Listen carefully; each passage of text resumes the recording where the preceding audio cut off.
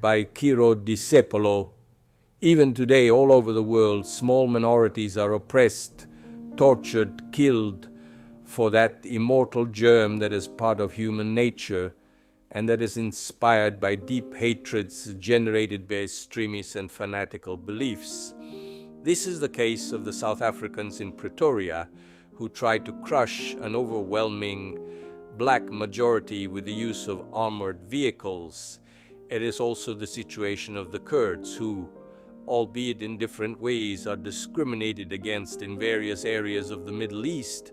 But it is also the drama of these days of the massacre of Chinese students in Tiananmen Square. For these oppressed of yesterday, today, and tomorrow, and to give a lesson in astrology, let's examine that little literary masterpiece, the diary, and the dramatic story of the Jewish teenager Anne Frank, who immigrated to Germany in 1933, then lived hidden with her whole family for 2 whole years in the bricked-up walls of a central house in Amsterdam, and then discovered and arrested by the Gestapo together with her whole family in the first days of January-August 1944. Interned in Nazi camps, she died 2 months before the liberation of the Allied troops. She and her whole family, with the exception of her father, who, returning to the place of hiding, collected her Het Achterhuis, the diary written between June 1942 and August 1st, 1944. It remains one of the greatest indictments of Nazi barbarity against a people, certainly attributable to the sign of Pisces, persecuted since those famous days of Mount Sinai. Here is a very short passage. It is a great miracle that I have not given up all my hopes because they seem absurd and ineluctable. I still keep them in spite of everything because I continue to believe in the intimate goodness of man. It is impossible for me to build everything on the basis of death, misery, confusion. I see the world slowly changing into a desert. I hear ever louder the approach of the roar that will kill us too, sharing in the pain of millions of men. And yet when I look at the sky, I think that everything will turn clearly towards good, that even this merciless harshness will cease, that order, peace, and serenity will return. Natalia Ginsburg, commenting on these lines, said, "This is what Anna wrote a few days before the Germans broke into the secret annex. And it is words like these that make her diary, Feltrinelli, publisher, something more than a simple human document. It is pages like these that make us return to this book, overcoming the pitiful emotion that the innocent and garrulous voice that was silenced gives us. Of this voice we keep in our memory the confident and serene vibration, the courageous goodness that overcame death." These brief considerations by Ginsburg and the always fascinating rereading of the pages of the diary of this teenager whose mouth was shut forever because she had a cross drawn on her arm would invite me to make some fundamental considerations on censorship, on good and evil that I do not wish to discuss in this necessarily limited space, and that I hope to do later in a book of mine that I hope they will not shut up. Anne Frank, therefore, according to the authoritative American colleague Lois Rodden, was born in Frankfurt am Main on June 12, 1929 at 7:30 a.m. and her chart is the one shown in the figure, with an ascendant in Leo and a moon also in Leo. This same moon was closely conjunct in the second house to Neptune, a little further than Mars in Leo in the first house.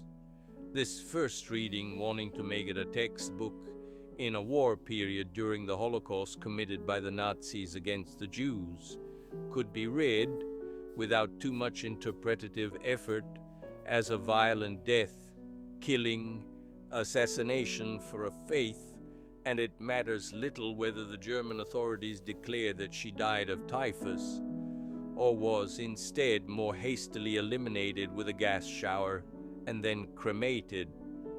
The moon in Leo, in conjunction with Neptune in the second house, also made us leave her diary, which, if from a literary point of view, cannot be compared to the milestones of literature of all times and of all countries, remains, however, a very high testimony of the tragedy of a people seen through the eyes of a little girl who became a woman walled up in a house, knowing that she had to walk without shoes, that she could only wash herself at certain times, and that she could only speak in a few moments after office hours. Anna Frank had a beautiful sun in Gemini, conjunct a lively Mercury, and opposed to Saturn, which exhaustively explains her having to live from 40 to 15, always with a hand over her mouth, getting used to censoring the little moments of joy that squalid life offered her, between one terror and another of being discovered. She, like her family, knew very well what she was getting herself into if she were denounced by a Gestapo spy, and probably she too, like someone else 2,000 years before, was sold for a few pennies. Every time the sirens screamed loudly in the neighborhood, her heart went crazy and almost stopped beating. Her voluntary imprisonment lasted 2 years, from June 1942 to August 1st, 1944. In her diary book, there are the hopes confessions of an adolescent who refuses to believe that that is really the man, and that afterwards there will be normality. She was a Gemini of the Castor type, very emotional, not very active, and therefore not very superficial. She could not have been superficial by virtue of that opposition with Saturn. The few years she lived also made her fall in love, and her Venus in Taurus in the 10th house inspired perhaps the feelings of humanity and optimism that are not usually found in adult Jews who, in the majority of cases, feel persecuted and who really are. It is a fate that repeats itself, which would lead us to considerations on man and life that, as I have written, I cannot address in these few pages. The dominant of Anna's chart is Uranus, conjunct the midheaven, almost on equal terms with Pluto in the Gorkilin zone. The latter explains the segregation, the years of panic, the arrest, the deportation, and the horrible end.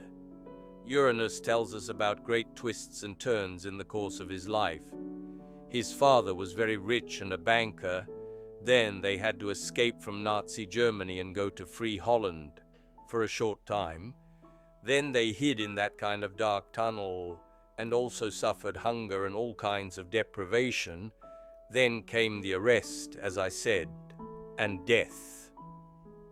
Despite everything, our Gemini with the moon in conjunction with Neptune had a kind and moved heart and firmly believed in friendship between men, 11th house important with Jupiter, that actually had a primary role in the support that many friends gave them in the 2 years of clandestinity.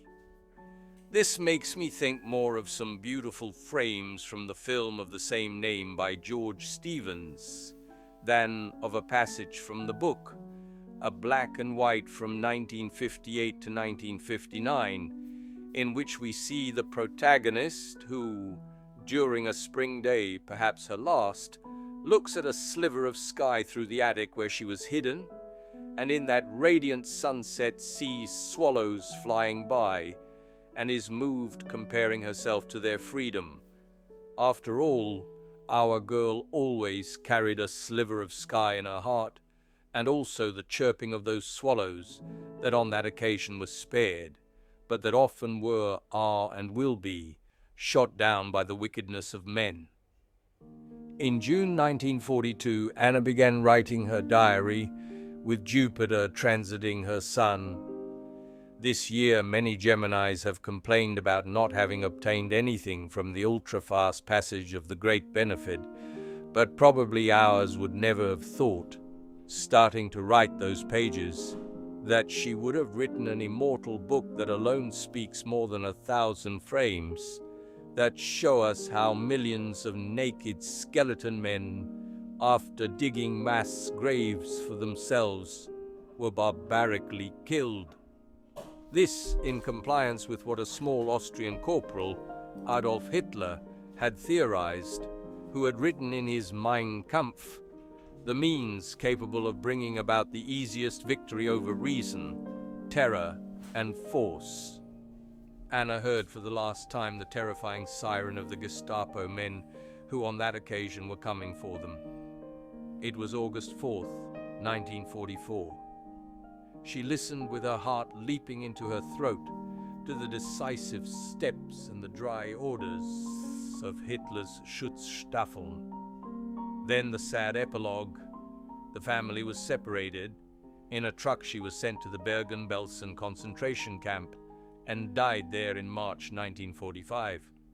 The last solar return before her arrest, erected for Amsterdam, but the differences with the sky of Frankfurt are minimal, shows us an important seventh house, and this convinces me more and more that this sector of the sky in certain conditions can be particularly inauspicious.